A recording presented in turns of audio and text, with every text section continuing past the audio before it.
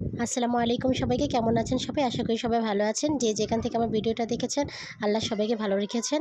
আজকে সকাল থেকে ভিডিওটা করেছিলাম, কিন্তু সেই ভিডিওটা আসলে আনফরচুনেটলি ডিলিট হয়ে গেছে। যাই হোক, দুপুরবেলা কী রান্না করব ভাবছিলাম, তাই এখানে যে দেখুন খিচুড়ি রান্না করেছিলাম। খিচুড়ি রান্নার ভিডিওটা করিনি, খাওয়ার পরে নামাজ পড়ার পর তারপরে একটু ভিডিও করে নিয়েছিলাম। ঘরে লেবু ছিল না, তার জন্য আসলে লেবুর জন্য সালাদ আর লেবু, কাঁচামরিচ, টমেটো আনতে বলেছিলাম।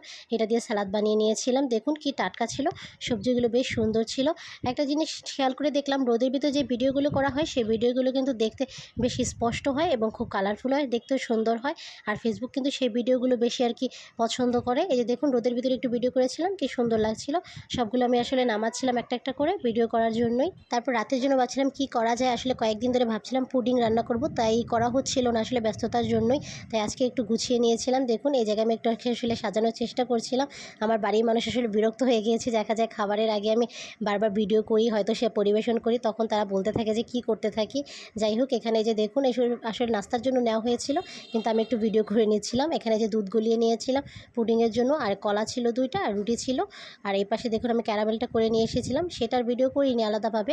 আর এখানে 5টা ডিম ফেটিয়ে নিয়েছিলাম। আর এই যে এখানে ছিল পুডিংয়ের জন্য দুধ। আজকে পুডিংয়ের রেসিপিটা দিলাম না, কেননা আমার আরও কয়েকবার দেওয়া হয়েছে পুডিংয়ের রেসিপিটা। এখানে যে দেখুন যেভাবে তৈরি করছিলাম সেটা আমি একটু ভিডিও করে নিয়েছিলাম। এই পাশে ক্যারামেলটা রেখেছিলাম, এখানে দুধটা রেখেছিলাম। ডিমটাকে ফেটিয়ে চিনি দিয়ে তারপর এটা এখন দুধটা মিক্স করে নেব। তাছাড়া আমাদের এখানে আবার ফুটবল ম্যাচ চলছিল, সেটা সাউন্ড আসছিল বারবার, আর ভয়েসটা দিয়েছি খুব তাড়াহুড়া করে, তাই এমন হয়ে গিয়েছে। আর দেখুন এই মিশ্রণটা কি সুন্দর লাগছিল। এভাবে ঠিক আছে অনেক পরিবেশন করি, কিন্তু আজকে আর তেমন পরিবেশন করতে ইচ্ছে হচ্ছিল না। আমার মেয়ে আবার টানাটানি করছিল। এখানে দেখুন ফাইনাল লুকটা পুডিংয়ে।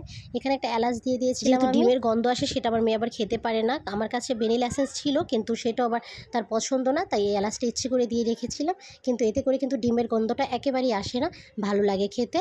আর এই যে দেখুন ফাইনাল লুক। আর একটা জিনিস খেয়াল করে দেখেছি, যখন আপনাদের সাথে শেয়ার করতে যাব তখনই পুডিংটা কিছু না কিছু সমস্যা হয়ে যাবে। এই যে দেখুন তাই হলো, এখানে একটু ফেটে গিয়েছিল আর এই পাশে একটু গর্ত হয়ে গিয়েছে। যাই হোক, এখন আমি অভ্যস্ত হয়ে গেছি। যখন ভিডিও করি আমরা তখন কিন্তু ভিডিওটা ছাড়ি 3 মিনিট দেখা যায়, কিন্তু এর পেছনে যে কত কাহিনী থাকে সেই কাহিনীগুলো তো আসলে তোলা হয় না তেমনভাবে, কতটা সময় ব্যয় হয়। এই যে দেখুন খাবারের ভিডিওটা এখন আমি করতে যাব, তখন কি করি, এটাকে সুন্দর একটা প্লেটে নিতে হয়, ডেকোরেশন করতে হয় সবার সামনে তুলে ধরার জন্য। আর এইভাবে যদি আমরা নাস্তা করতাম কিংবা খেয়ে ফেলতাম, তখন কিন্তু এটা 5-10 মিনিটে হয়ে যেত সর্বোচ্চ। কিন্তু এটাকে যখন পরিবেশন করি, আবার ধুইতে যাই, আবার এটার কাজ থাকে যেগুলো, সব কিছু যখন করতে যাই, তখন দেখা যায় সেই 10 মিনিটের কাজটাই 30 মিনিট লেগে যায়, অনেকটা সময় লেগে যায়। এই কারণে তো দেখা যায় যে আমার মেয়ে মাঝে মাঝে বিরক্ত হয়ে যায়, আম্মু এগুলো কী করো তুমি, এখন ভিডিও করো কেন, খেতে দাও, দেখা যায় তখন আর কি বিরক্ত হয়ে যায়। যাই হোক, আজকের মতো বিদায় নিচ্ছি। সবাই ভালো থাকবেন, সুস্থ থাকবেন, আল্লাহ হাফিজ।